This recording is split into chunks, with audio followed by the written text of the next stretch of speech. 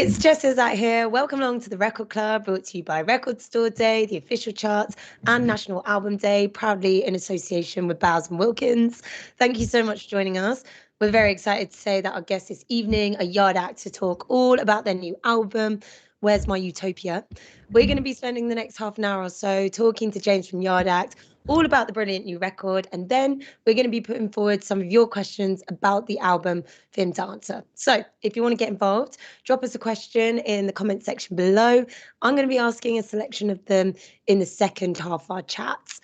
Also, on top of that, one lucky person who sends in a question today is going to be randomly selected to win a pair of Bowes & Wilkins PX7 Season 2 over-ear noise cancelling headphones. It's a wicked prize. Don't miss out. Get your questions to us. And if you haven't already got yourself a physical copy of the album, obviously, we thoroughly recommend you order one from your local record store once our chat with Yard Act is over. So let's get straight into this week's Record Club and say a big hello to James from Yard Act. How are we doing? How you doing? You all right? Yeah, good, good. You are amidst a record store tour. Whereabouts have you landed now? We are currently in HMV Vaults in Birmingham. Okay. Do you want to know where else we've been? Go on then. Give us a little rundown. Actually, well, to be honest, we've mainly been at Rough Trades. And, Thursday night we did the Banquet Records Prism nightclub shows, which were That's wicked. A big one. Yeah, I love Banquet. I love that they've kept that going, that tradition going. And, you know, it's nice to return and do that. And then we were at Jumbo and Crash in Leeds on Saturday doing a couple of different things. We didn't play live. We did like a Q&A with Nish Kumar and Jumbo, and then we did like a live dub recording in Crash Records of some of the album tracks that Jay mixed, which was cool. Other than that, we've been at Rough Trade Bristol, Rough Trade East in London, and Rough Trade Nottingham. And now we're at HMV, and tomorrow we're at the Jacaranda in Liverpool. So that is good memory. Are you reading that? No. I've just got high definition clarity at the moment. Yeah, very clued up. About my 5 a day.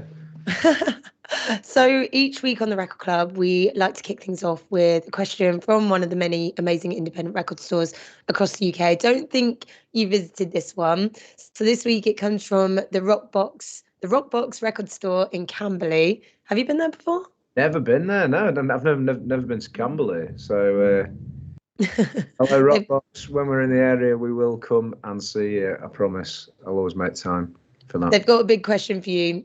I think it's a big one.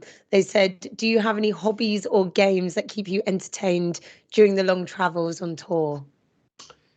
Yeah, we have this game where basically you look at like shop fronts and sort of business fronts and road signs and try and this is really hard to explain, but this is how we spend most of our time. Those shop fronts, they become you point at them and you say a question that would include that shop front within it. I can't explain this. It's kind of, we've all gone a bit mad in the van in our insular little world. Yeah. So I'll see if I've got all right, okay. I'll have to show you an example of this because I was going to say this is not your average I Spy. I kind of need a visual. And I don't know where how it's got to this, but this is now how we basically communicate. Where is it? You know what? I did a really good one the other night, and now I can't find it. I don't want to let you down now. Let me see if I can find it. Oh yeah. So we saw this Asian cuisine restaurant called Yoria. Yeah. So then you just say like, where I said to the group, where else would I be? And it's just that it's not that good, but that is how we stay on the straight and narrow. I feel like that if that's what keeps you sane, then I mean I don't know where your head is. I guess in Utopia. Yeah, we live in our own world on tour. It's quite nice actually. Obviously, big ups to the Rockbox for your question. Thank you. I want to know what snacks are keeping you sane on the road as well.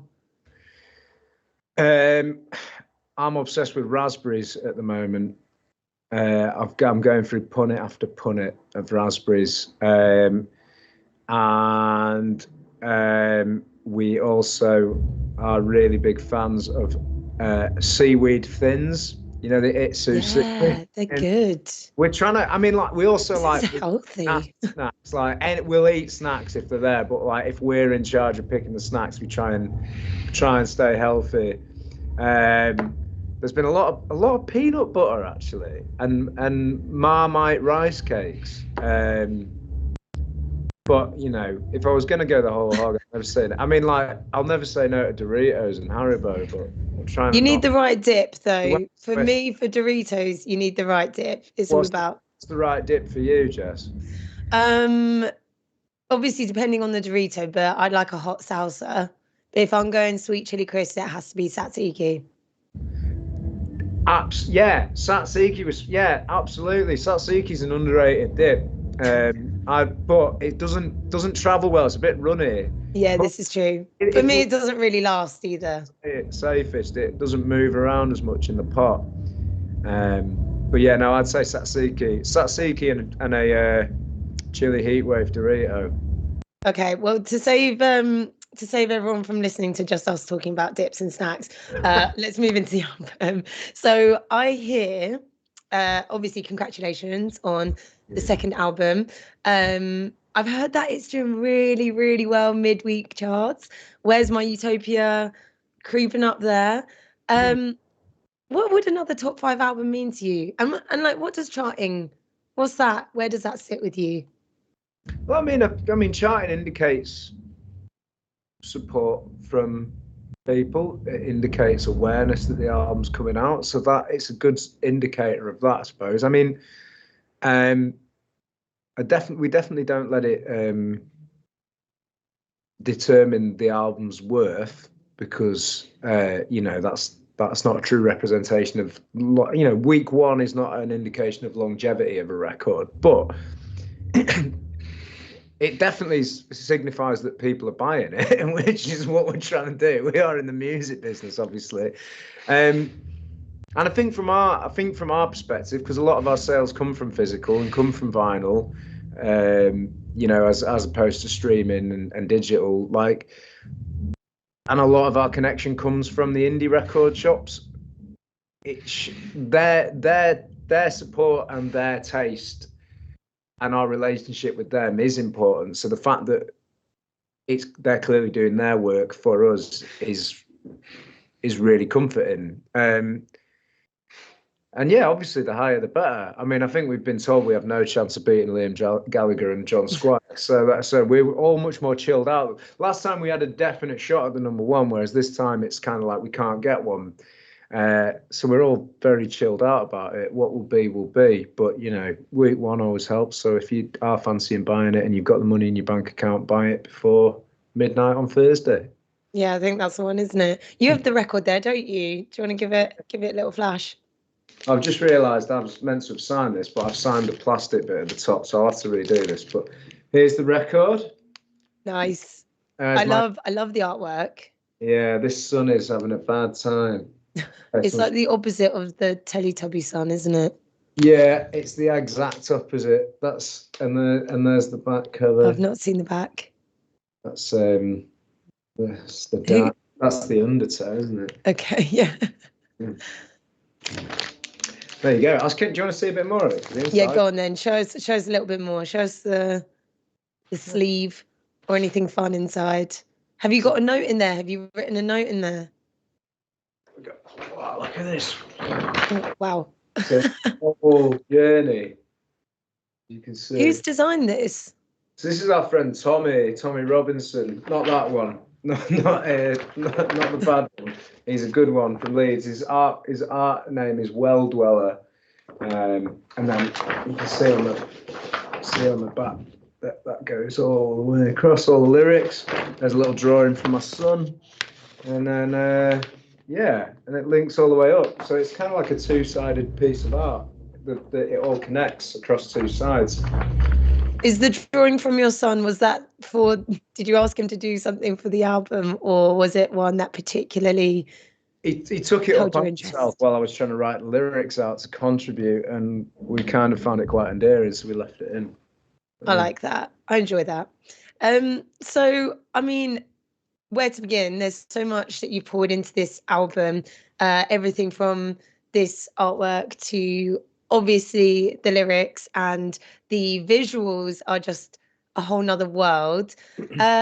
Let's go with the, I guess, yeah, let's go with the visuals, because I think there's so much in that. I mean, not only do you have Rose Matafeo on the record in the sampling, but she's leader of the Utopians as well.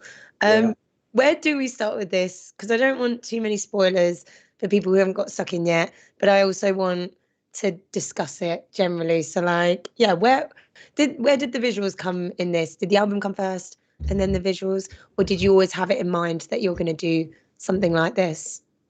Yeah, so I mean, when we worked with James Slater, who directed all the album one videos. He came back on board to do all of these, and we're working on it, like, long term. We're working on a film, and the kind of premise for the film was that the music. So because the first album was kind of looking outwards, and it was kind of me writing about this world, and then the videos kind of reflected that, and we called it like the Yardiverse was what we were calling it. But this album, because lyrically the writing sort of focused inwards, the visuals of the album felt much more important to have them working as to let people know that the outside world was still going on, and so we wanted the videos to reflect that.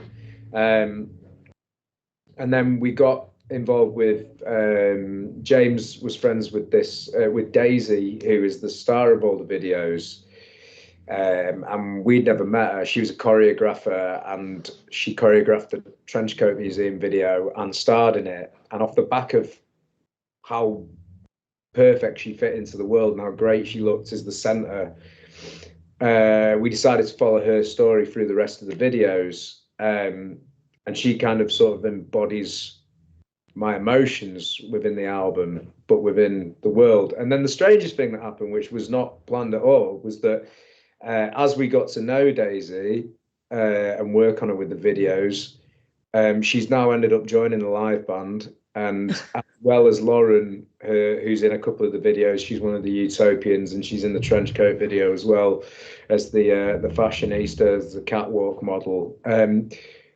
They both became friends, and we needed backing vocalists for this album, and they've ended up jumping on board and joining us on the road. So, like, the family's expanded, and it just feels like a very sort of creative, open environment. It's been really nice. Our world's kind of expanded, and the visuals, yeah, they form part of. We're working on a film at the moment that I've not got time for the next 6 months, but we're working on that film as well. That's awesome. That's so much to come, and I feel like all of it's sort of spilling out into the real world as well. I mean, you've got people turning up to your record stores in trench coats already. Like, can you talk to me about that? Because I saw that quickly on the socials, and I was like, this is iconic. Yeah, shout out to Cooper, was her name. Cooper, she showed up yesterday in Nottingham, and she's hand stitched all these amazing, like, lyrical references across the whole thing. But it wasn't just like, I mean, it looked great, but it wasn't just chaos. Like, you can tell she's got a really keen visual eye for what she's done. I don't know if she is a fashion designer or a seamstress by trade, or if it's just a hobby that she's incredibly good at. But she showed us this trench coat she'd made, and we've had people, like, sometimes kids come as me in, like, fancy dress, which, I mean, it's not the most iconic look. I'm not the only person to ever wear a trench coat and have big thick glasses, but it's enough for people to use as a jump off point to go to fancy dress parties, as me now, apparently. The imagery is just really important because it's fun. Like, it's just something to connect to. It's not all encompassing. It's not this defining act of individualism that stands and sets us apart from everyone else. But it's something tangible and fun that is playful, and you know, there's a self-awareness to it. I think that hopefully, I think our fans kind of get, and they find quite funny the novelty of it, which is there's always a thick layer of irony fiddling back. Yeah. Yeah. It's so signature you. I feel like I remember seeing something to do with how you connected with comedians on that level, where you have your humor, but you are also allowed to comment on things that are important and quite serious to you, but you don't. It doesn't have to all be a serious straight line when it comes to your commentary as well. Absolutely, yeah. I mean, comedy's always just been. I mean, comedy and music's quite a scary line to toe. Like, you're scared you're going to fall into sort of parody or novelty, you know. But that risk is quite exciting, and it is important to me because, you know, comedy was just laughing was a big part of our of all of our childhoods. And I suppose I've kind of always assumed it was for everyone else, but it turns out some sense of humor is so unique. You know, what makes us laugh is extremely unique to each and every one of us. So I think as in terms of tribalism, when we find people we have a similar sense of humor to, it goes a long way. And we've tried to we've not been afraid to put that into our songs and expose ourselves for the idiots we are. But the comedians seem to resonate with it, which says we're doing comedy right, at least. We met Rose. Rose came up to us at Glastonbury while we were watching Little Sims and just said hi and said she'd just watched us and she really enjoyed it. And Nish was there as well. And so because of Glastonbury, Nish and Rose, and we just got, we got pally with them. And what a setting. Yeah, just reeled them all in to do this comedy week at the Brood. Well, we did like this week at the Brood now, and we had a different comedian open each night, and it was all of them were just brilliant and so unique. Like it was, it was 5 comics all doing their own thing every night, and it was so much fun. We're going to do it again at some point. Yeah, I think it's important. I think everyone has a sense of humor, and they shouldn't hide it. Well, hopefully it will be somewhere where I can come along as well. Yeah, I'll be messaging for the invite. I can see a couple of people getting their questions in. We'll get to those shortly. I did have a couple of questions about like specific songs in general. I mean, Blackpool Illuminations is the over 7-minute track, which is just such a like album track, which we love to see here on the Record Club. I want to know where this one began and whether it was totally sort of scripted, because the delivery doesn't feel it, but then the punchlines are so like on point.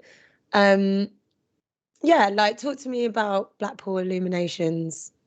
So that began in a chateau just outside Paris in the summer of 2022.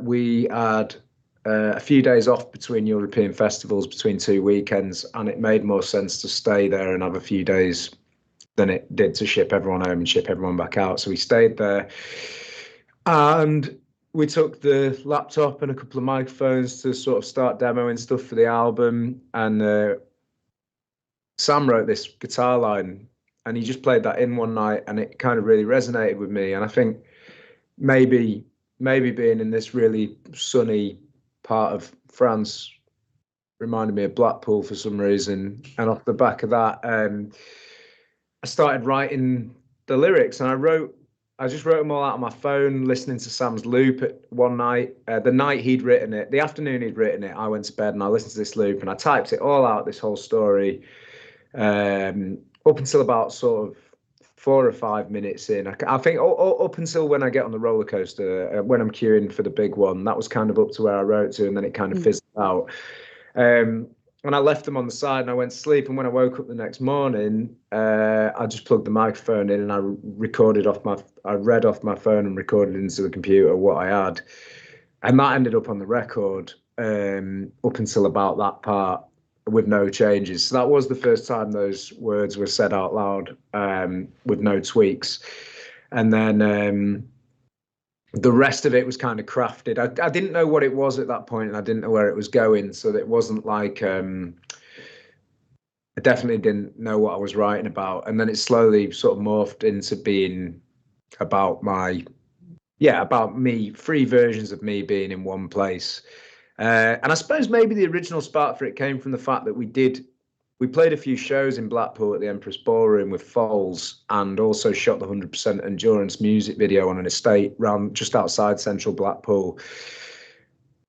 And on those few days, I brought my wife and son out for a little holiday in Blackpool because I was quite nostalgic about it. I mean, that's why Foles said, which dates do you want to do? And I think maybe our management and the record label were maybe a bit disappointed we chose not to do 4 nights in London with them and chose to do Blackpool instead. But it was important to me, and it sparked that song, so it was important that we went and did that.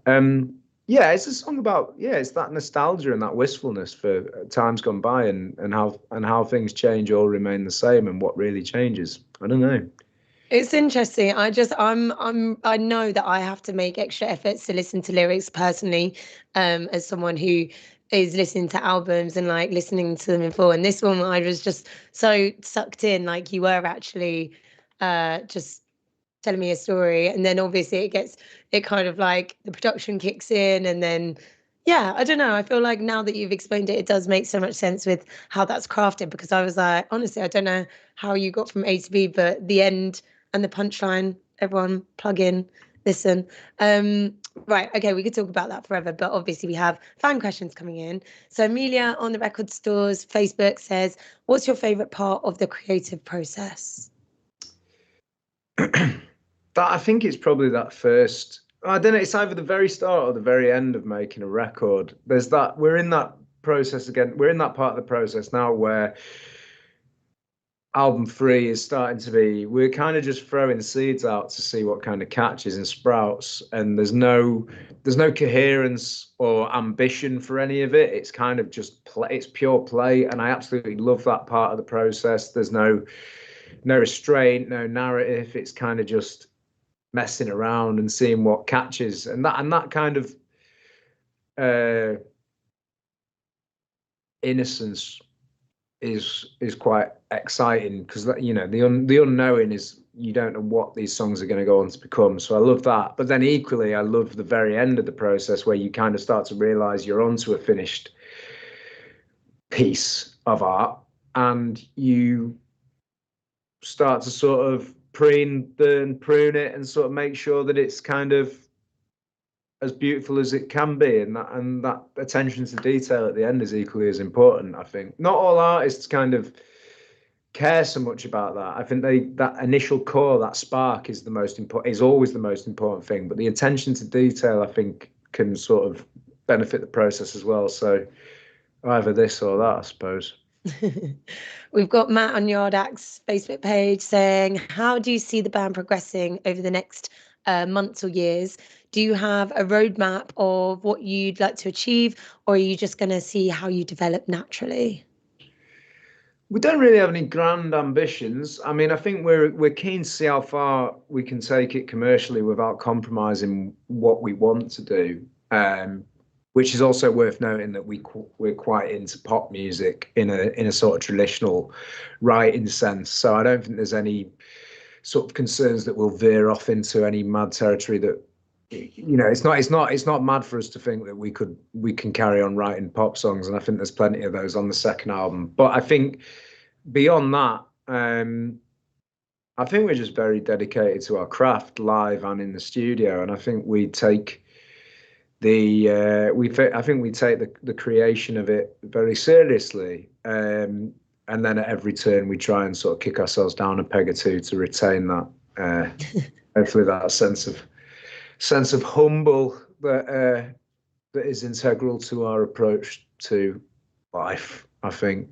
But yeah, collaboration with someone I mean, we did the Elton John thing, so everything else seems Yeah. like subversion. You peaked. Yeah. We have Christopher on your Facebook page as well, who's asking a question, which is great because this is one that I didn't get to. What was it like working with Remi Kabaka Jr. of Gorillaz? And is there any chance that you could be on the next Gorillaz album? It was amazing working with Remi. We were really lucky to connect with him. He got in touch and said he was interested in working with us, and then we set up a day. We set up 2 days at the start of January 2023, and we did the Trenchcoat Museum and another song that's not on the album that will be coming out at some point with Remi then. And off the back of that, it was kind of like, oh, let's do the album Remi. And we had 2 beautiful weeks in Pudsey in South Leeds with Remi, and he just really encouraged us to just sort of do whatever we wanted and not have any fear, and nurtured a really nice environment to just share and push ourselves in. And he's remained a great friend. I'm looking forward to seeing him at I think he's coming to see us at Hammersmith at the end of the month. So I'm looking forward to catching up with Remi, but we're kind of just sharing records with each other every day. He posted us like a hard drive with like a terabyte of music from all over that he's sourced and collected. And so we've been working through that in the van, and yeah, he's a brilliant man. I mean, the Gorillaz collaboration, that's kind of down to Damon. I know he's expressed that he's a fan of us, so we'll wait and see if that happens. But, you know, we're putting it out into the atmosphere. We'd love to see it. We have one last one from Michael. Sorry if I pronounced that incorrectly. The Record Club's on the Record Club's Facebook. He says, "Hi James, greetings from Poland. Which song is the most important for you from the new record?" I mean, Blackpool Illuminations kind of brings it all together. But I think Vineyard for the North is probably the one that carries the sentiment above and beyond. So I'd say Vineyard for the North is the most important one on the record. That's the seed of hope at the end of it, and I think it's important that there's always a note of hope in what you make. Amazing. Well, I literally could talk to you about this album forever. Huge congratulations on Where's My Utopia. Obviously, we've loved having James from Yard Act join us on the Record Club. Make sure you treat yourself to a physical copy of Where's My Utopia. Now that this episode's over, get one from your local record store. Also, before we leave, I'm excited to announce that the winner of this week's Bowers & Wilkins Wireless Headphones Prize is Christopher on the Record Club's Facebook page. Please slide into the Record Club's DMs. We'll get those headphones to you. Thank you everyone for joining us, sending in your questions. My name's Jess Izzat. This plus all previous episodes are available to watch back on our Spotify or YouTube channel. James from Yard Act, thank you so much for joining us. Thanks again, Jess.